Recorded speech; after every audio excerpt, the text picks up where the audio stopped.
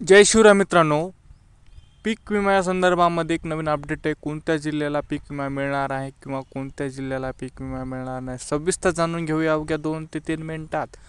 तत्पूर्वी व्हिडिओवर जर नवीन असाल तर व्हिडिओला सबस्क्राईब करा, लाईक करा, शेअर करा, म्हणजे असेच नवनवीन व्हिडिओ, नवनवीन माहिती सविस्तर तुमच्यापर्यंत पोहोचली जाईल.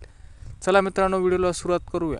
मित्रांनो, खूप दिवसापासून ज्या पीक विम्याची आतुरता लागून राहिलेली होती, आता कोणत्या जिल्ह्याचा समावेश 25% अग्रिमसाठी झालेला आहे आणि 25साठी झालेला नाही. तर मित्रांनो, पहिला जिल्हा आहे अकोला. अकोला जिल्ह्याची अधिसूचना निघाली नाही. त्या जिल्ह्याला फक्त वैयक्तिक क्लेमवाल्या शेतकऱ्यांना पीक विमा मिळणार आहे. आणि पुढचा जिल्हा आहे मित्रांनो अमरावती. अमरावतीची सुद्धा अधिसूचना ही जिल्हाधिकाऱ्यालयामार्फत निघाली नसल्यामुळे तिथल्या शेतकऱ्यांना फक्त वैयक्तिक क्लेमवाले शेतकऱ्यांनाच पीक विमा मिळणार आहे. आणि पुढचा जिल्हा मित्रांनो अहिल्यानगर. अहिल्यानगर जिल्ह्याची सुद्धा अधिसूचना जिल्हाधिकाऱ्यालयामार्फत निघाली नसल्यामुळे तिथले फक्त वैयक्तिक क्लेम करणारे शेतकरीच 25% अग्रिमसाठी पात्र राहणार आहेत. आणि पुढचा जिल्हा आहे मित्रांनो चंद्रपूर. चंद्रपूर जिल्ह्याची सुद्धा जिल्हाधिकाऱ्यालयामार्फत अधिसूचना निघाली नसल्यामुळे फक्त तिथं वैयक्तिक क्लेम करणारे शेतकरीच पात्र झालेले आहेत.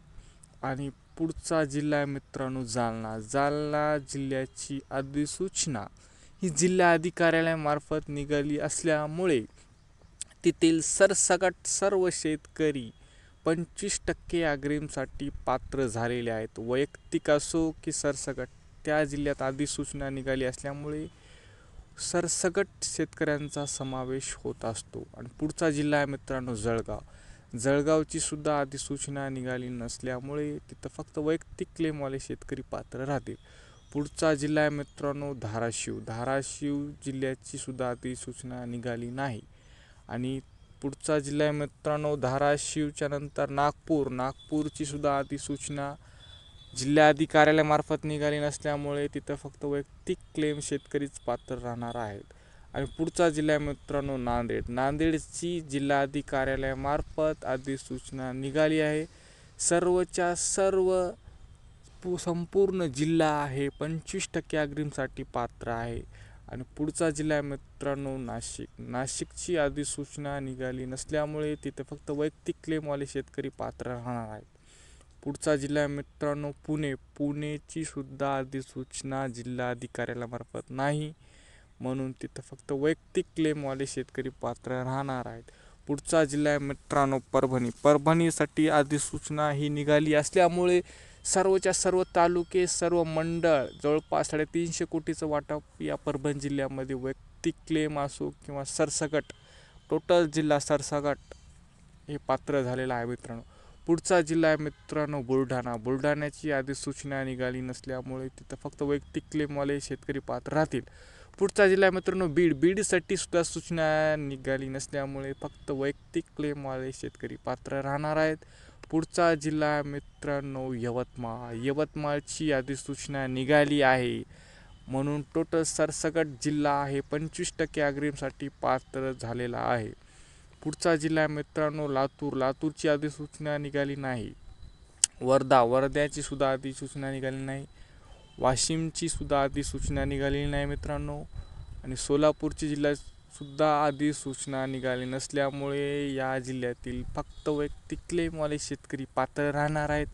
आणि पुढचा जिल्हा आहे मित्रांनो हिंगोली. हिंगोलीसाठी अत्यंत आनंदाची बातमी आहे मित्रांनो. हिंगोलीची अधिसूचना निघाली असल्यामुळे सर्वच्या सर्व मंडळ, सर्व जिल्हा आहे 25% अग्रिमसाठी पात्र झालेला आहे मित्रांनो.